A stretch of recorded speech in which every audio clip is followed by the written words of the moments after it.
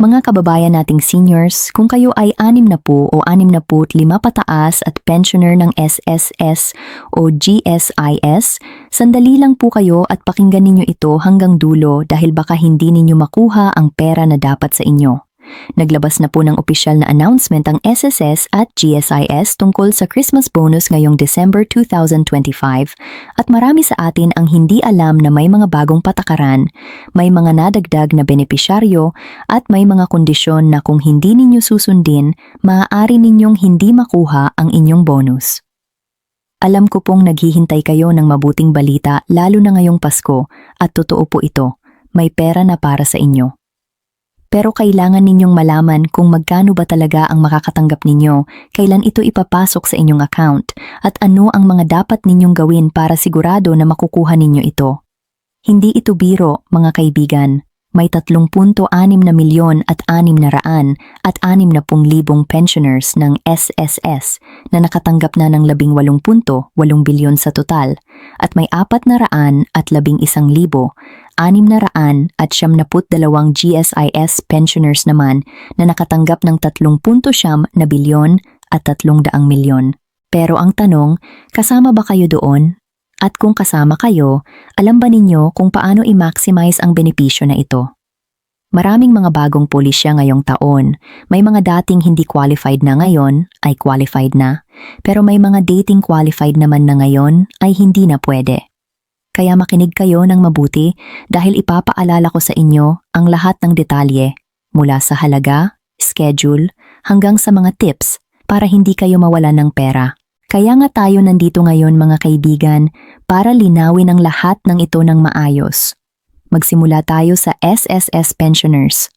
Kung kayo ay may binabayarang retirement pension, disability pension, or survivorship pension mula sa SSS, nakatanggap na kayo o makakakuha pa kayo ng inyong 13th month pension ngayong Disyembre 2025. Ang 13th month pension na ito ay automatic. Ibig sabihin hindi na kayo mag-a-apply pa. Kung qualified kayo, ire-release na ito sa inyong account na walang dagdag na proseso.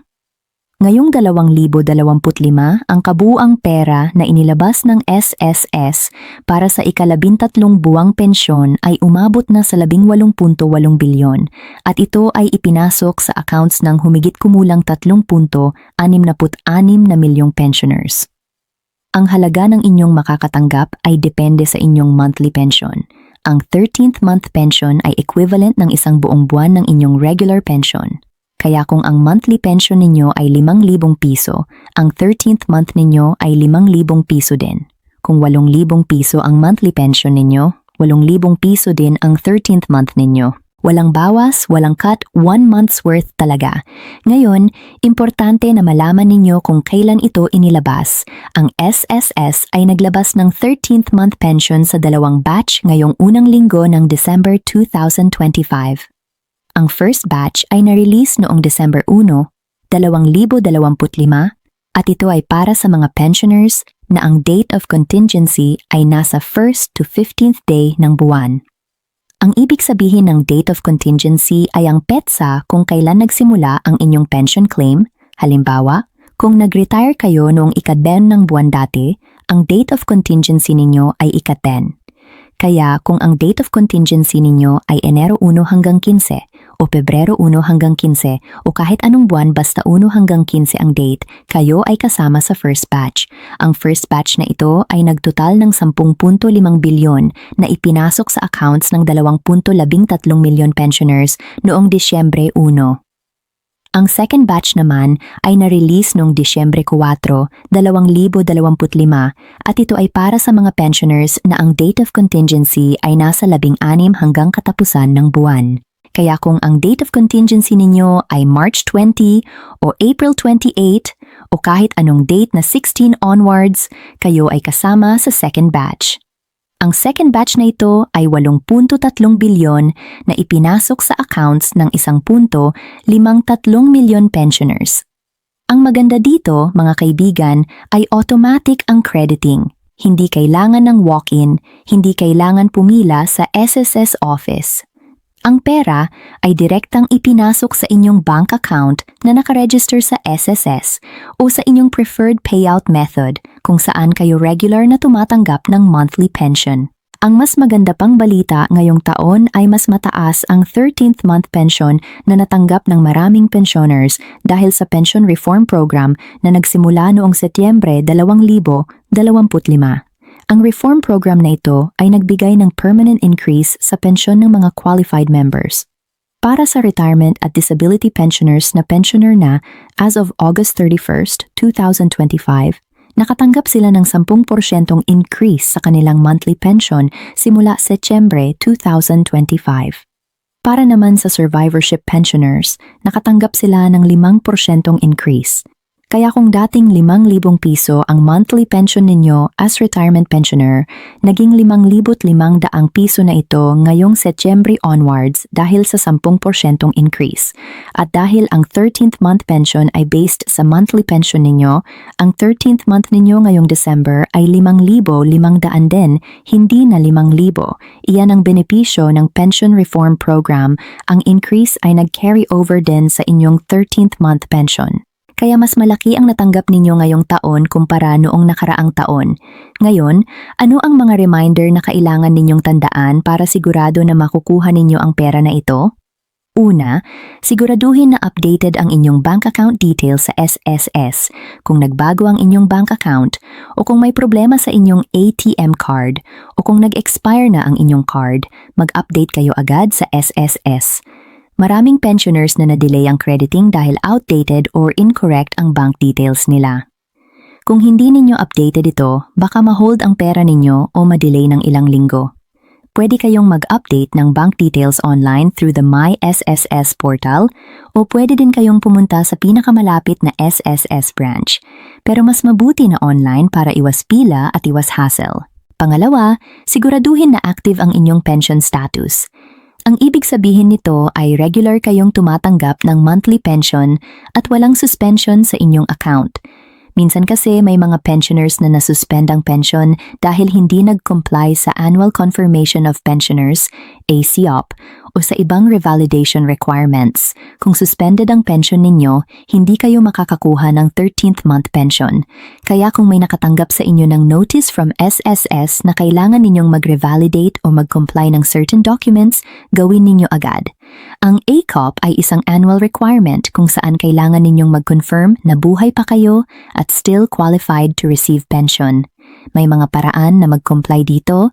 Pwede online through My SSS, pwede sa SSS branches, o pwede din through the SSS mobile app. Kung hindi kayo nag-comply, masuspend ang pension ninyo at hindi lang monthly pension ang mawawala, pati na rin ang ika-13 buwang pension ninyo. Ngayon pag-usapan naman natin ang GSIS pensioners.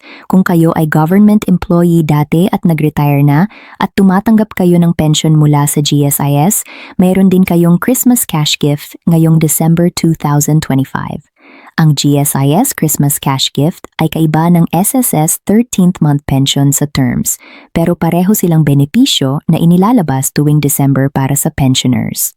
Ngayong 2025, ang GSIS ay naglabas ng total na 3.7 na 3 bilyon para sa Christmas Cash Gift at ito ay para sa 411,600 at 72 qualified pensioners. Ang halaga ng cash gift ay equivalent ng isang buwang pensyon o 10,000 piso, whichever is lower. Kaya kung ang monthly pension ninyo ay 7,000 piso, ang cash gift ninyo ay 7,000 piso din. Pero kung ang monthly pension ninyo ay 12,000 piso, ang makukuha ninyo ay 10,000 piso lang dahil iyan ang maximum.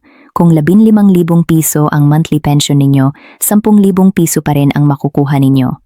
Ang 10,000 piso ay ang cap o ceiling, hindi lalampas doon ang cash gift kahit gaano kalaki ang monthly pension ninyo. Ang schedule ng release ng GSIS Christmas Cash Gift ay December 4, 2025. Ang pera ay automatically credited sa GSIS ATM accounts ng lahat ng qualified pensioners. Hindi kailangan mag-apply, hindi kailangan pumila, automatic release ito. Bukod dito, ang GSIS ay nag-advance din ng regular December monthly pension. Ang normal schedule ng December pension ay December 8, pero ngayong taon, ini-advance nila ito to December 5 para mas maaga kayong makakakuha ng pera at mas marami kayong oras para sa Pasko. Kaya may dalawang deposito ang makikita ninyo sa inyong GSIS ATM account ngayong December. Ang December monthly pension noong December 5 at ang Christmas cash gift noong December 4. Maganda ang timing nito dahil maaga pa lang ng Disyembre, meron na kayong pera para sa mga gastusin sa Pasko. Ngayon, ang pinakaimportanteng balita ngayong taon ay ang expansion ng coverage ng GSIS Christmas Cash Gift. Dati kasi, ang Christmas Cash Gift ay para lang sa old age at disability pensioners na tumatanggap ng full regular monthly pension. Pero ngayong 2025, pinalawak ng GSIS ang coverage at nagsama na sila ng mga dating excluded na pensioners. Ang dalawang grupo na ngayon ay qualified na ay ang pro-rata pensioners at ang mga nag-retire under the Portability Law or RA 7699. Ang pro-rata pensioners ay yung mga government employees na nagwo-work sa government pero hindi nila natapos ang full service requirement to qualify for full pension. Dahil dito, tumatanggap sila ng prorated pension, ibig sabihin mas maliit ang pension nila based sa years of service nila. Dati, ang pro-rata pensioners ay excluded sa Christmas cash gift. Hindi sila tumatanggap kahit tumatanggap sila ng monthly pension. Pero ngayong 2025, kasama na sila. Ang Portability Law pensioners naman ay yung mga tao na nag-work both sa private sector at sa government. Ang contributions nila sa SSS at sa GSIS ay pinagsama para ma-qualify sila for pension. Dati rin, ang Portability Law pensioners ay excluded sa Christmas cash gift ng GSIS. Pero ngayong taon, kasama na rin sila. Ang total ng additional pensioners na covered ngayong taon dahil sa expansion na ito ay 14,972. Ito ay malaking bagay dahil ang mga taong ito ay matagal nang nag-contribute at ngayon lang sila nakatanggap ng Christmas cash gift. Kung kayo ay isa sa mga pro-rata pensioners o Portability Law pensioners at hindi kayo tumanggap ng Christmas cash gift dati, this year ay dapat makakuha na kayo. Kung na-credit na ang December 4 at wala kayong natanggap, check ninyo agad ang inyong status. Possible na may issue sa inyong account o may need pa kayong i-update na information. Tumawag kayo sa GSIS hotline o magpunta sa GSIS office para malaman kung bakit hindi kayo nakatanggap. Ngayon, ano naman ang mga hindi qualified sa GSIS Christmas cash gift ngayong taon? Una, ang survivorship at dependent pensioners ay hindi kasama. Ang survivorship pensioners ay yung mga naiwan ng deceased pensioner, usually ang widow o widower o ang mga anak na dependent. Sila ay tumatanggap ng survivorship pension pero hindi sila kasama sa Christmas cash gift. Pangalawa, ang mga nag-avail ng 5-year lump sum option ay hindi kasama hanggang mag-resume ang regular monthly pension nila after December 31st, 2025. Ang 5-year lump sum ay isang option kung saan pwede mong kunin ang equivalent ng 5 years ng pension mo in one lump sum payment, pero mawawalan ka ng monthly pension for 5 years. Kung kinuha mo ito at wala ka pang monthly pension ngayong 2025, hindi ka qualified sa Christmas cash gift. Pangatlo, ang mga nag-retire from 2021 to 2025 at nag-avail ng 18 beses cash payment plus immediate life pension under RA 8291 ay hindi pa qualified. Ang rule dito ay kailangan na pensioner ka na for at least 5 years bago ka maging eligible for Christmas cash gift. Kaya kung nag-retire ka lang noong 2023, for example, hindi ka pa qualified ngayong 2025. Magiging qualified ka dopang 2028, 5 taon pagkatapos ng retirement mo. Pang-apat, ang mga nag-separate from service from 2006 hanggang 2025 bago pa mag-anim na pong taong gulang at nagsimula pa lang tumanggap ng regular pension from 2021 hanggang 2025 ay hindi pa rin qualified. Ang rule na naman dito ay after 5 years ka lang as regular pensioner, magiging eligible ka. Kaya kung nagsimula ka lang tumanggap ng pension noong 2024, hindi ka pa qualified ngayong 2025. magiging qualified kadupang 2020. Ang mga kondisyon na ito ay medyo technical, pero importante na maintindihan ninyo kung saan kayo belong. Kung hindi kayo sigurado kung qualified kayo o hindi, check ninyo ang inyong pension documents o tumawag sa GSIS hotline para magpaliwanag. Maraming pensioners kasi ang hindi makakuha ng Christmas cash gift dahil akala nila qualified sila pero hindi pala. O kaya naman, hindi nila alam na qualified na pala sila ngayong taon dahil sa bagong patakaran. Kaya mag-verify kayo para sigurado. Ang isa pang importante reminder para sa GSIS pensioners ay ang Annual Pensioners Information Revalidation o APIR. Ito ay parang katulad ng ACOP ng SSS, isang annual requirement na kailangan ninyong i-comply para ma-confirm na buhay pa kayo at still qualified to receive pension. Kung hindi kayo nag-comply ng APIR, masuspend ang pension ninyo. At kung suspended ang pension ninyo as of December 31st, 2025, hindi kayo makakakuha ng Christmas cash gift, at least not immediately. Ang maganda ay kung masuspend man ang pension ninyo dahil sa APIR non-compliance, pwede pa rin ninyong makuha ang Christmas cash gift once ma-reactivate na ang pension status ninyo.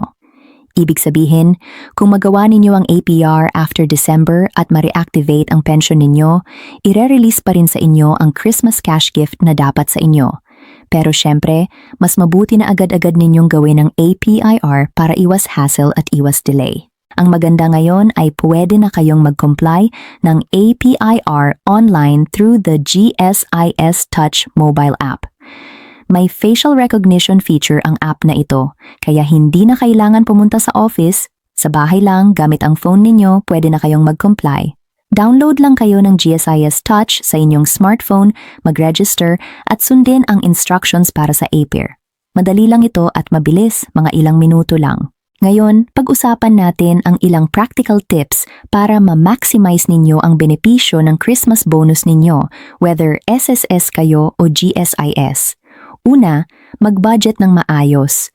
Alam ko pong Pasko at maraming gastusin, handa, regalo, bills, at iba pa. Pero importante na hindi ninyo ubusin lahat ng bonus ninyo sa isang bagsakan. Mag-set aside kayo ng portion para sa emergency fund or para sa mga bills na darating pagkatapos ng Pasko or para sa gamot at healthcare expenses.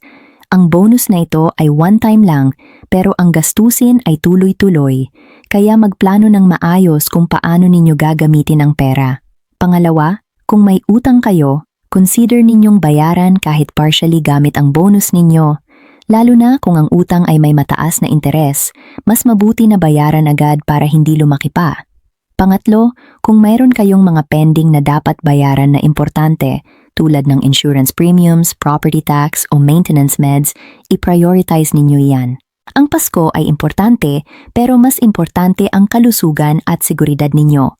Bukod dito, mag-ingat din kayo sa mga scam.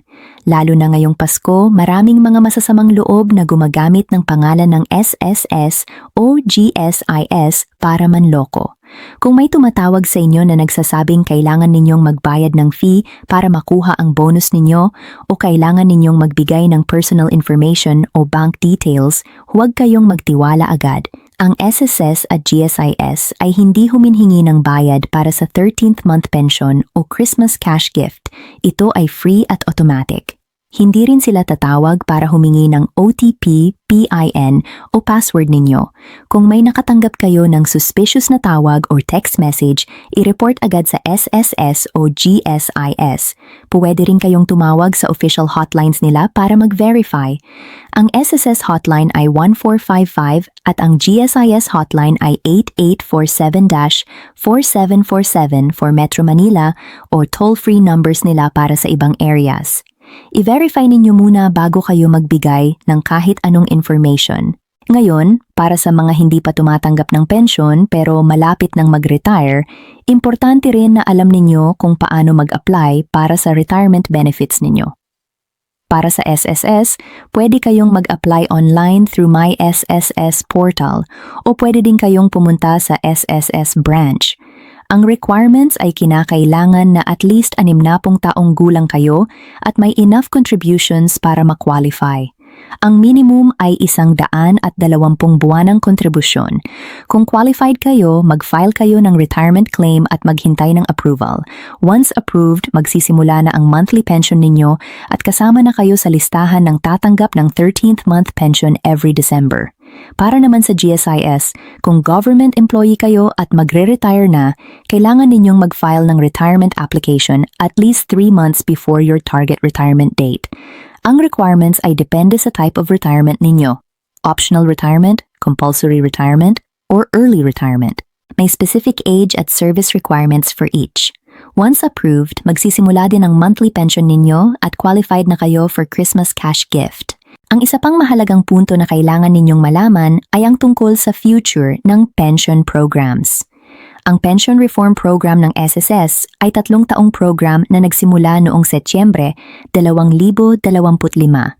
Ang 10% increase para sa retirement at disability pensioners at 5% increase para sa survivorship pensioners ay hindi one-time lang.